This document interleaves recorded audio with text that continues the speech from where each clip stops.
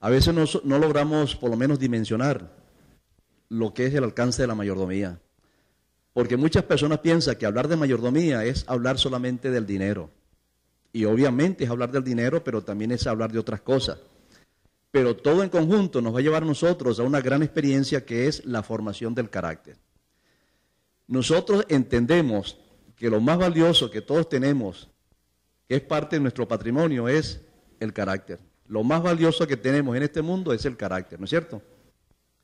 Ahora, el carácter, cuando llega el momento de la muerte, en otras palabras, cuando llega el momento de la muerte, lo único que se va a separar del cuerpo, no es como dicen las iglesias por ahí, ¿no? Es el alma, no es el alma.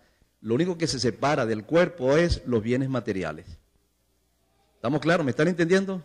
Llega el momento de la muerte, lo único que nos va a separar de este mundo es el carácter. El carácter vuelve a Dios. Porque cuando dice el espíritu vuelve a Dios, ese espíritu también se puede traducir como el carácter, lo que somos.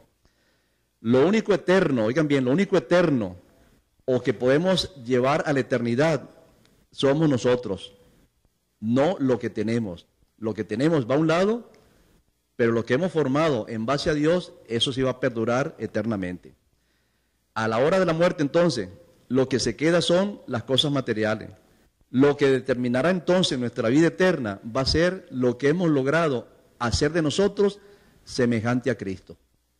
Entonces, ¿cuál es el fin? El fin de la formación del carácter. ¿Cuál es la etapa? ¿Cuál es el lugar donde tenemos nosotros que llegar a este mundo con respecto a nosotros? Según la Biblia es que nos parezcamos cada vez más a Cristo Jesús que nos creó. Entonces, cuando usted llegue a parecerse tanto a Cristo, usted puede decir, bueno, he logrado, gloria a Dios, desarrollar un carácter semejante al carácter de mi Dios. Señores, cuando nosotros hablamos que necesitamos desarrollar el carácter de Cristo, usted tiene que preguntarse cuáles eran los rasgos característicos del carácter de Jesucristo.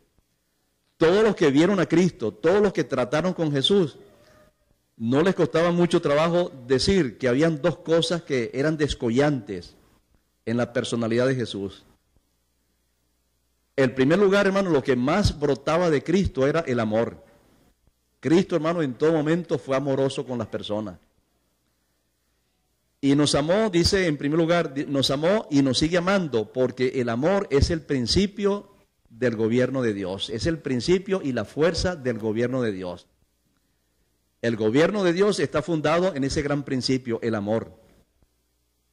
Mientras que el reino de Satanás está basado en la opresión, en la esclavitud. El gobierno de Dios se establece en el amor. Entonces, cuando hablamos del amor de Cristo, nosotros entendemos que Cristo nos amó desde la eternidad. No fue necesario que usted naciera para que el Señor comenzara a verlo y comenzara a amarlo. A ver si se despertaba en Cristo el amor por nosotros. Sino que antes que usted naciera, antes que yo naciera, y no fue hace 80 años atrás, sino en la eternidad ya Cristo nos amaba. Antes que se nos formase, hermanos, ya Cristo nos amaba a nosotros. ¿No dicen amén por esto? Porque el amor del Señor es eterno, ¿no es cierto? El amor de Cristo por nosotros es eterno.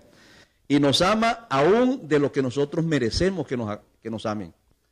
Porque generalmente la gente ama a otro porque se ha ganado su amor. Y eso lo decimos. Él se ha ganado mi amor. Y eso lo decimos hasta de los hijos. Yo lo amo porque él se está ganando mi amor. Pero hermano, nosotros nos hemos ganado el amor del Señor. Cristo, hermano, nos ama a pesar de que no merecemos que nos amen. Grande es el amor del Señor. Por otra parte, nos ama antes que existiera el pecado. O sea, el pecado no es lo que detonó el amor de Dios, del amor de Cristo por nosotros. Nos ama porque lo buscamos, no nos ama porque nosotros lo buscamos. Porque, señores, por más que usted busque a Cristo, eso no es suficiente para que Él lo ama. Porque Dios nos ama desde la eternidad. Y nos ama no por esas cosas, sino porque Él también nos creó y nos ha redimido con su preciosa sangre. En otras palabras, el Señor demostró su amor muriendo por nosotros. Demostró su amor dando su vida por nosotros. Y ¿saben una cosa, hermanos? Dudar del amor de Dios o el amor de Cristo es un pecado grave delante de Dios. Nunca se le ocurre a usted decir, Dios no me ama. Cristo no me ama. ¿Acaso no nos ama el Señor? ¿Acaso no nos ha dado miles de pruebas de que Él nos ama? Entonces salir con ese asunto de que Dios o Cristo no nos ama es como una ofensa a nuestro Padre Celestial y a Cristo que nos creó. Entonces, ¿cuál es el primer rasgo distintivo del carácter de Jesús? ¿Qué es lo primero que uno ve en Cristo? El amor. Y es un amor tan grande que dice la palabra de Dios, que Él nos ha amado con amor eterno. Con amor eterno te ha amado, por lo tanto nos ha soportado en todas nuestras misericordias, en toda su misericordia. Ahora bien, el segundo rasgo característico entonces de Jesús es que además del amor, el amor, hermano, llevó a Jesús a darse por nosotros. Dicho en otras palabras, su entrega total y la disposición de Jesús de darse todo a sí mismo es otro o el segundo rasgo característico de la personalidad de Jesús. El amor se muestra dando, ¿no es cierto? Si usted ama a alguna persona, le da. Dios nos amó y dio a su Hijo. Cristo nos amó y se entregó a sí mismo por nosotros. ¿No es grande entonces, hermano, ese amor? Ese es un amor, hermano, tan grande que debe llenarnos de asombro, porque esa es la calidad de amor que nosotros necesitamos. Si una persona ama, está dispuesto a dar. Díganme ustedes, hermano, con toda sinceridad, ¿cómo se comportan los novios o las novias? Digo yo, hermano, esas novias o esos novios que están pero tremendamente enamorados. ¿Qué es lo que hace un enamorado o una enamorada? Bueno, si es un enamorado, no cesa una semana o no pasa una semana sin que está dando flores a la novia, ¿verdad? Esté lloviendo, esté nevando, esté la temperatura fuera de 14 o 22 grados bajo cero, él llega ya a la puerta de la novia con su ramo de flores, porque ese es el amor. Y si no lo hace es porque no está enamorado. ¿Me están siguiendo? Entonces, hermano, el enamorado siempre está dando regalos, ya sea el cumpleaños o tienen 2 meses de enamoramiento. Bueno, este es para celebrar 2 meses que estamos enamorados. Qué lindo, ¿verdad? Los enamorados dan serenata, los enamorados dan poesía, dan su tiempo, dan su cariño, dan sus atenciones, dan su compañía. Señores, es imposible decirle a un enamorado que no le dé algo a su enamorada, porque ese es algo que brota, ¿verdad? Es algo que lo siente. Ahora, hermano, queda un esposo que no está enamorado. Cuando al esposo se le pasa el enamoramiento, ¿qué es lo que da? No da ni las gracias. Y lo único que da son problemas. Pero si ese hombre se vuelve a enamorar, vuelve a dar, porque el dar y el estar enamorado son 2 cosas que van juntas. Ahora, hermano, cuando verdaderamente amamos a Jesús, por ser nuestro precioso Salvador, nos convertimos en gente amorosas y personas a estar dispuestas a dar. Cuando el apóstol Pablo dice, por ejemplo, el amor de Cristo nos constriñe, está diciendo que ese amor es una fuerza tan grande que nosotros comenzamos a amar a todo el mundo y comenzamos a dar todo lo que tenemos. Entonces, amor y dadivosidad son 2 rasgos característicos de Dios, pero son los mismos 2 rasgos característicos de las personas que se han convertido al Señor.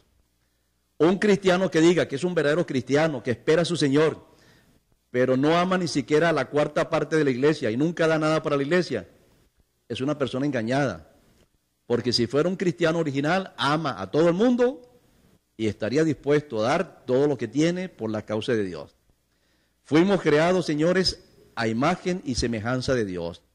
Al ser amorosos, oigan esto, al ser nosotros amorosos y dispuestos a dar todo lo que tenemos, si tenemos estos 2 rasgos característicos, amor y dadivosidad, comienza a operarse dentro de nosotros el gran milagro de la recuperación de la imagen de Dios en nosotros mismos. Cuando Dios creó al hombre, señores, ¿a imagen de quién lo hizo? Dice la Escritura que fuimos creados a imagen y semejanza de nuestro Dios. Cuando nosotros comenzamos a amar y a dar lo que tenemos, entonces, hermanos, se opera en nosotros ese milagro de comenzamos a ser recuperándose o se comienza a recuperar en nosotros la imagen perdida de la creación. Es cuando comenzamos nosotros ese viaje maravilloso de regreso al Edén. Por eso le decía, hermano, que el mensaje de los 3 ángeles está íntimamente relacionado con la mayordomía.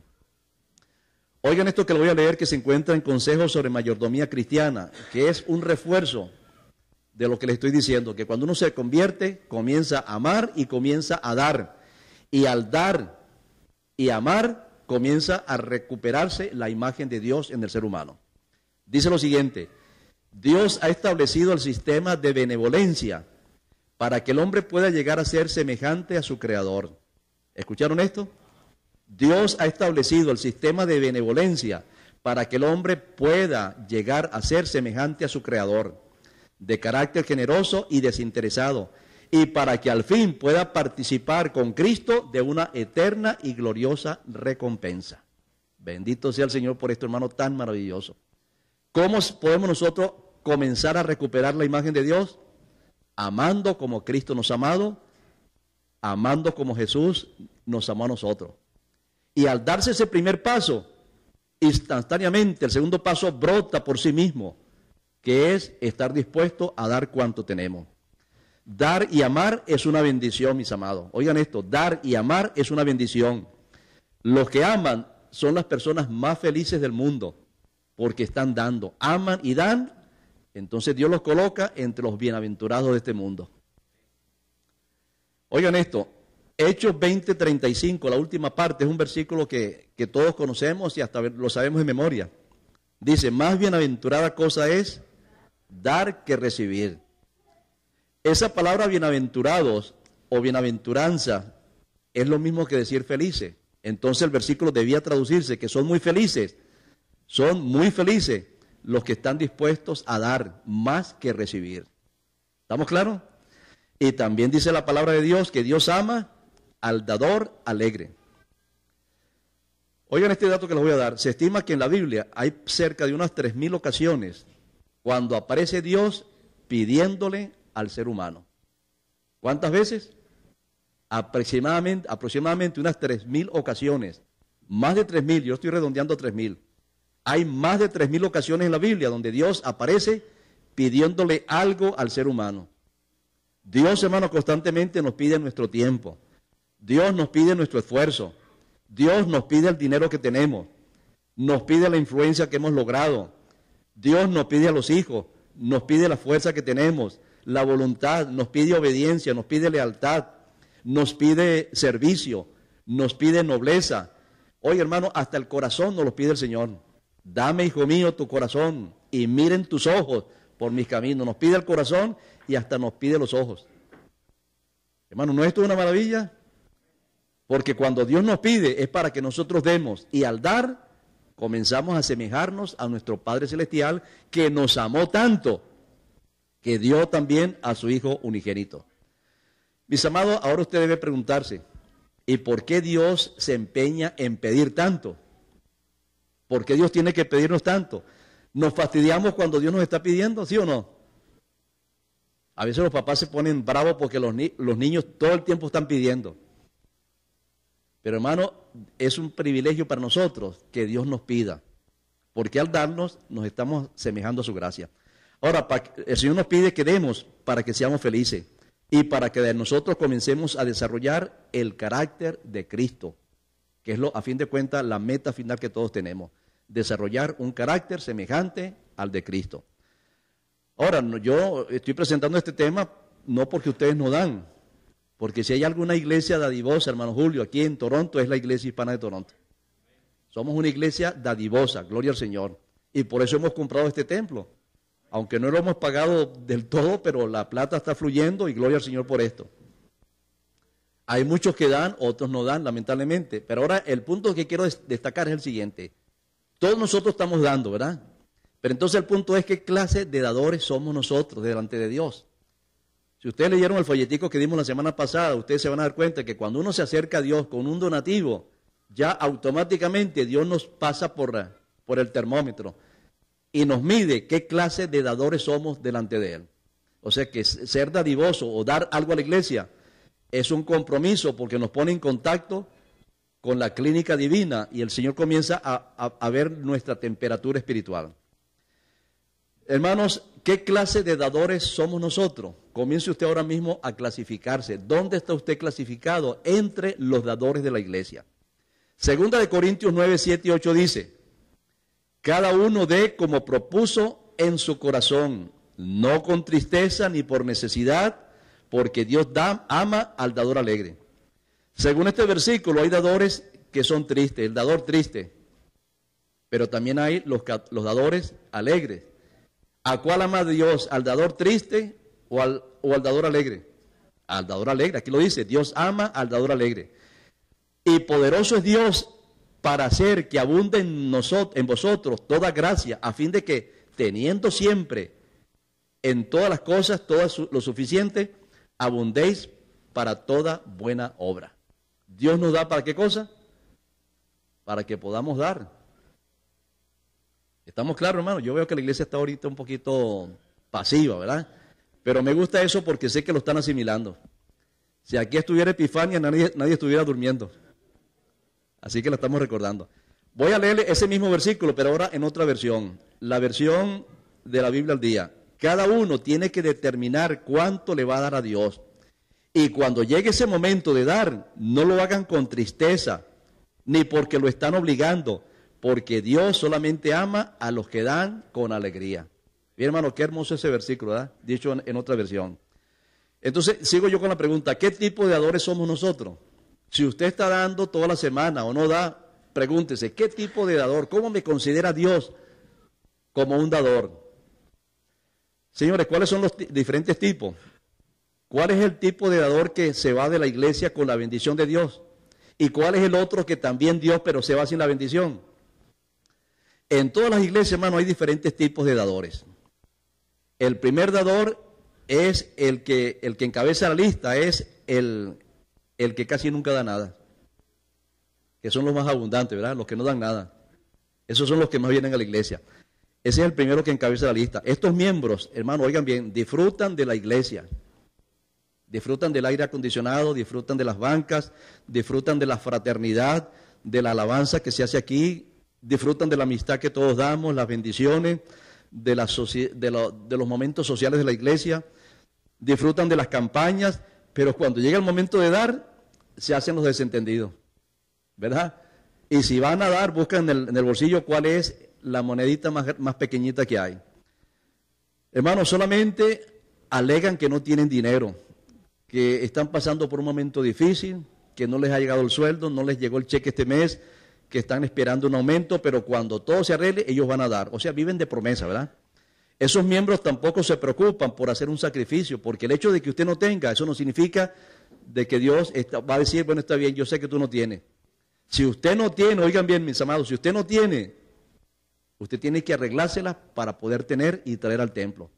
Acuérdense lo que dijo aquel siervo de Dios. Señor, como decía David, no me presentaré ante tu altar con las manos vacías. Mire, en el antiguo Israel, Dios pidió no solamente el diezmo, pidió 2 ofrendas más grandes. Y en total eso equivalía a tener 3 diezmos cada vez que uno se presentaba al Señor. Y el Señor dijo, si alguien no tiene que traer, por lo menos traiga 2 palominos, 2 tórtolas, que sería lo más económico que podía traer. Pero dijo el Señor, nadie venga con las manos vacías al templo, porque venimos ante la presencia de Dios. Y si Dios nos está dando la vida, nos está dando el oxígeno, ¿cómo es que yo no voy a venir a la iglesia ni siquiera con una paloma para darle al Señor? Bueno, decían los judíos, ¿no? No vayan a traer palomas a este lugar.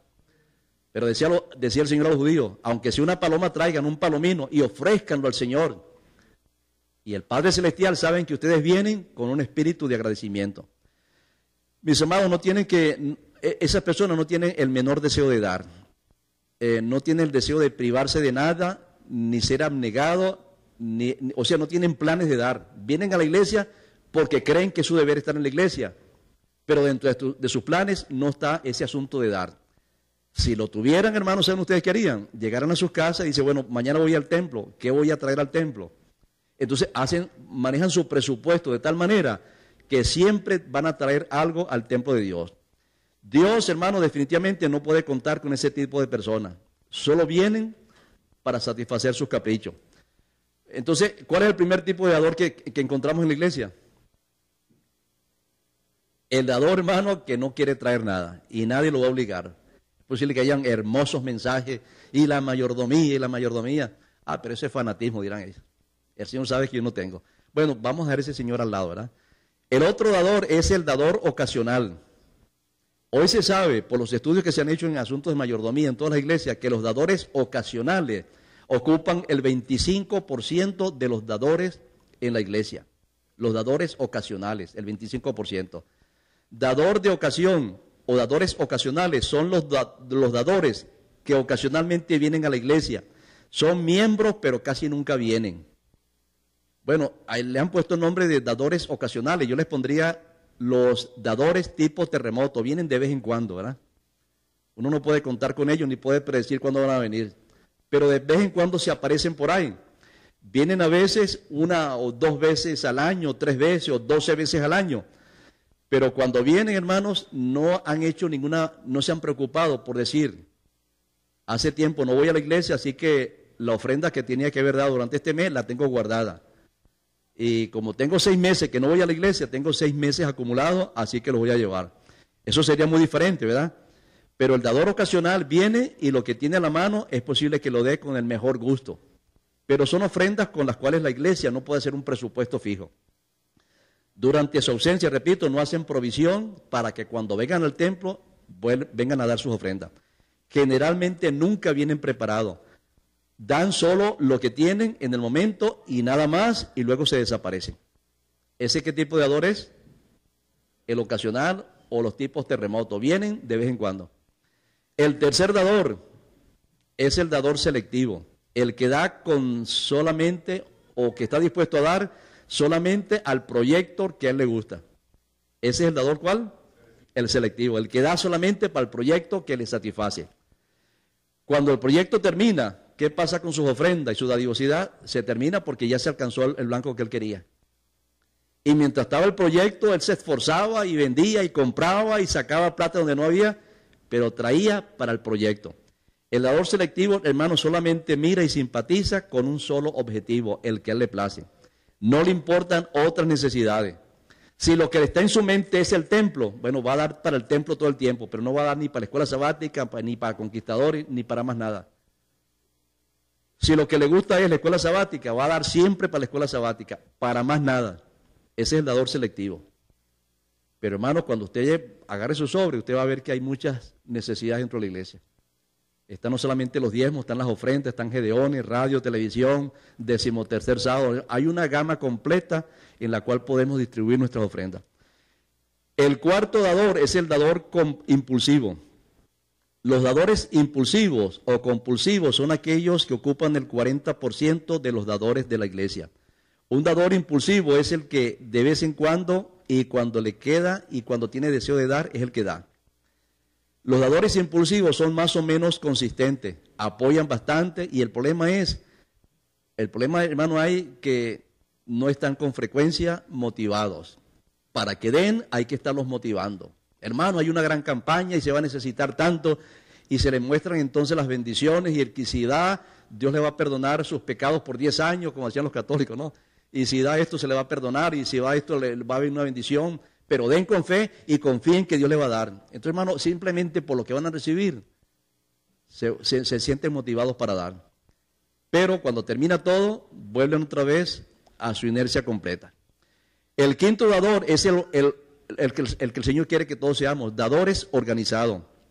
Es la persona que presupuesta su ofrenda, el que apoya todos los proyectos de la iglesia. ¿Me están siguiendo? ¿Qué tipo de dador es lo que nosotros tenemos que ser? Preocuparnos ser por los dadores organizados. Los dadores organizados, hermanos, son los más escasos.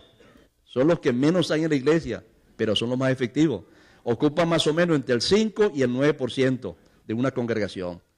Los dadores organizados siempre preguntan cuáles son las necesidades, dónde se necesita dar, qué es lo que están solicitando. Eso lo hace únicamente el dador organizado. Siempre están preguntando qué es lo que hace falta. ¿Dónde puedo ayudar? ¿Cuál será, hermanos, yo pregunto ahora, cuál será la mejor forma de dar al Señor? Si es la voluntad de Dios que todos vengan a su atrio con algo en la mano, entonces ¿cuál será la mejor forma de dar a Dios? ¿Cuál será la ofrenda que Dios acepta con agrado?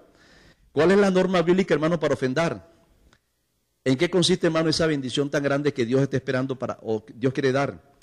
Señor, es la dadivosidad sistemática o lo que conocemos como la benevolencia sistemática. ¿Me están siguiendo hasta aquí, hermano? Yo sé que es un tema abstracto y con esta quietud que tenemos empezamos a dormir. Pero ¿cuál es la mejor forma, hermanos, entonces de dar? Benevolencia sistemática. ¿En qué consiste?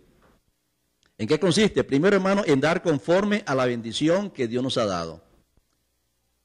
¿En qué consiste la benevolencia sistemática? En dar conforme a la bendición que Dios nos ha dado. ¿Hay algún texto bíblico que puede respaldar esto? Por supuesto, 1 Corintios 16, 2. 1 Corintios 16, 2 dice lo siguiente: cada primer día de la semana, cada uno de vosotros ponga aparte algo, según haya sido prosperado, guardándolo, para que cuando yo llegue no se haga recolecta y entonces se tomen las ofrendas. Señor, ¿en qué consiste entonces la benevolencia sistemática? En estar organizados para traer lo que hay que traer al Señor. Decía el apóstol, cada primer día de la semana, en su casa, no dentro de la iglesia, en su casa, antes de llegar al templo, ustedes organicen qué es lo que van a dar. Y lo que van a traer esté de acuerdo a la bendición o la manera como Dios le ha prosperado últimamente.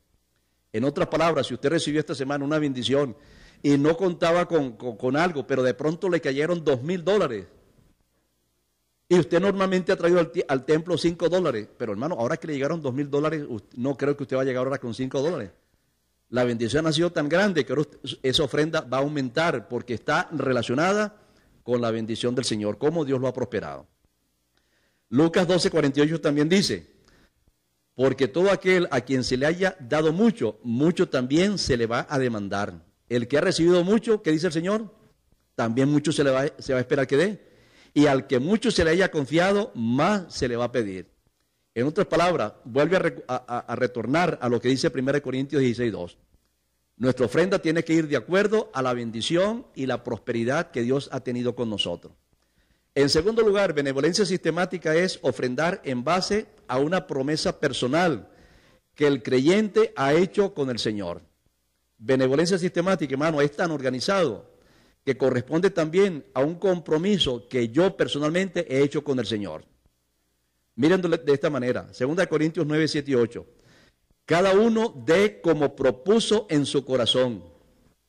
Cada uno debe dar como propuso en su corazón, no con tristeza ni por necesidad, repito, porque Dios ama al dador alegre. Voy a leer otra vez el mismo versículo. En la versión de la Biblia al día, dice: cada uno tiene que determinar, esta es la palabra clave ahora, cada uno tiene que determinar cuánto va a dar. ¿Escucharon esto? Cada uno tiene que determinar qué es lo que va a dar. Y cuando llegue el momento de dar, no lo haga con tristeza. Ay, Señor, esto es demasiado. Mira que me voy a quedar sin plata por culpa tuya. No haga eso, hermano. Y mucho menos porque se siente obligado. Y si yo no lo hago, la hermana Marta, que tiene la lista, va a saber que no estoy en la lista. Mucho cuidado, tampoco ese es el motivo. Simplemente dice aquí, porque Dios ama al dador alegre. Pero, señores, lo que dice la palabra de Dios es que tenemos que ser organizados. Esa organización, ¿dónde la hacemos? En el seno de la casa. Cada uno debe darse como haya decidido en su corazón. Esa es otra versión, la Biblia, perdón, ese Dios habla hoy, dice: cada uno debe dar como haya decidido en su corazón, y no de mala gana o a la fuerza, porque Dios ama al que lo da con alegría. Señor, entonces el mensaje que está tratando de dar el Señor es que si tenemos que dar algo para Dios, tenemos que darlo en forma presupuestada.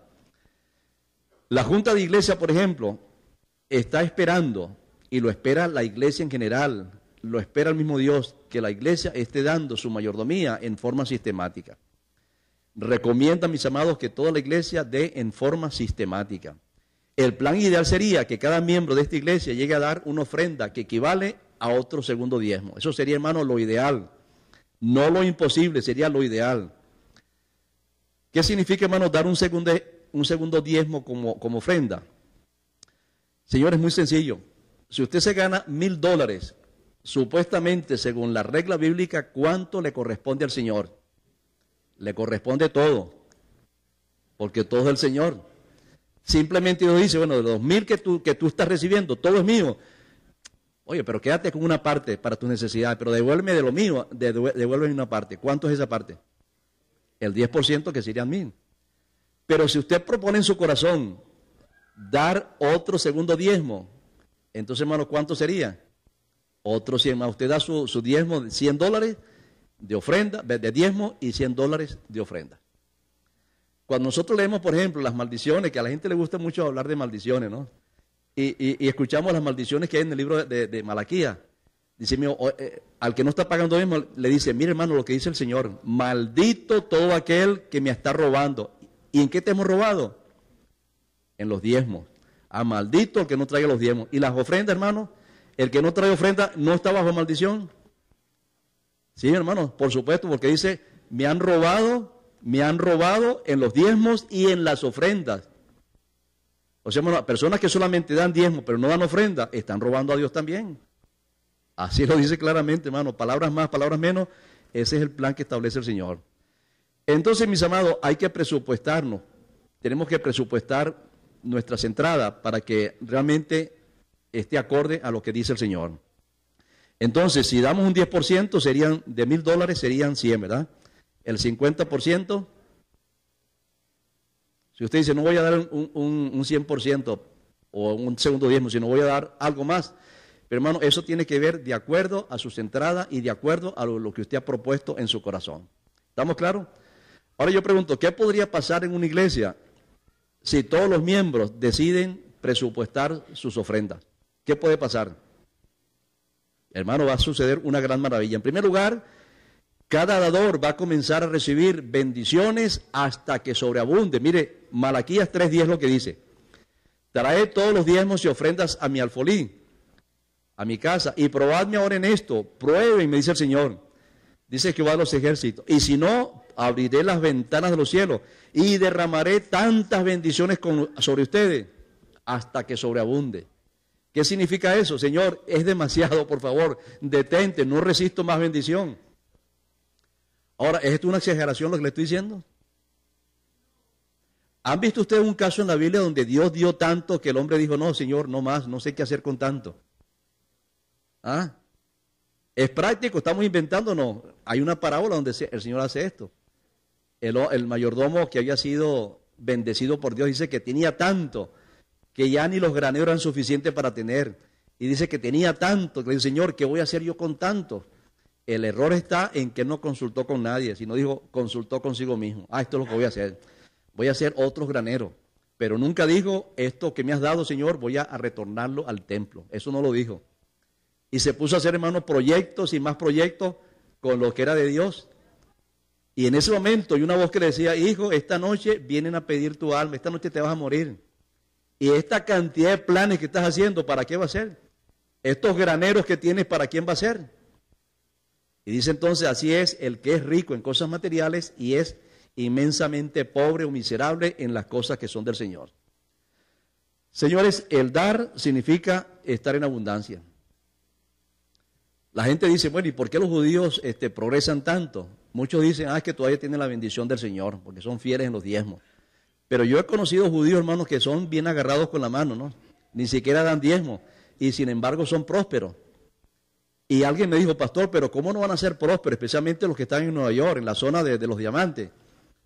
Si van al África y agarran estos morenitos del África y los diamantes se los compran a un precio pero miserable y los venden en Nueva York hasta 20,000 veces mayor de lo que lo han comprado. ¿Quién no se va a hacer rico con esto?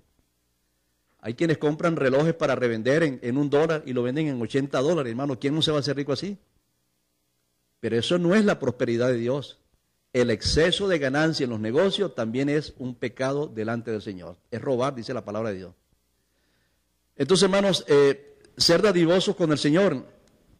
Y si la iglesia lo hace, vamos a recibir bendiciones hasta que sobreabunden. Y de eso, hermanos, tenemos muchas, pero muchísimas experiencias. Yo recuerdo a un hermano llamado O'Higgins. Era un hermano en Venezuela que vivía hace años, pero venía de las islas del Caribe, venía de Trinidad. Era un hombre ya bastante mayor, bastante viejo, y la única manera de subsistir era sembrando sandías. Sembrando sandías. Eso era en las afueras de la ciudad de Caracas. Y resulta que un buen día yo vi en la prensa y decía en los titulares, el brujo de Petare, que es en la zona, el brujo de Petare duerme a los ladrones. Y me llamó la atención ese artículo y comienzo a leer y dice, se trata de un señor llamado O'Higgins, miembro de la iglesia adventista. De hace tiempo tiene su sembrado de sandía y los ladrones del barrio entran en la noche y le llevan la sandía cuando ya está madura. Y este hombre, al ver que la única fuente de prosperar y pagar sus deudas era en la sandía, ha comenzado disque a orar, dice la prensa, disque a orar a Dios para que aleje los ladrones. Y cuando el hombre se levantaba, encontraba a los ladrones con la sandía en la mano, pero dormidos. Eso salió en la prensa, hermano, eso nadie me lo dijo, lo leí en la prensa. Y yo digo, hermano, ¿de dónde sacó este hombre este poder para dormir un ladrón con las sandías en la mano? ¿Acaso no dice el Señor que Él va a reprender al devorador? Lo va a alejar. Pero el Señor, hermano, es el que se va a encargar de cuidar nuestros bienes.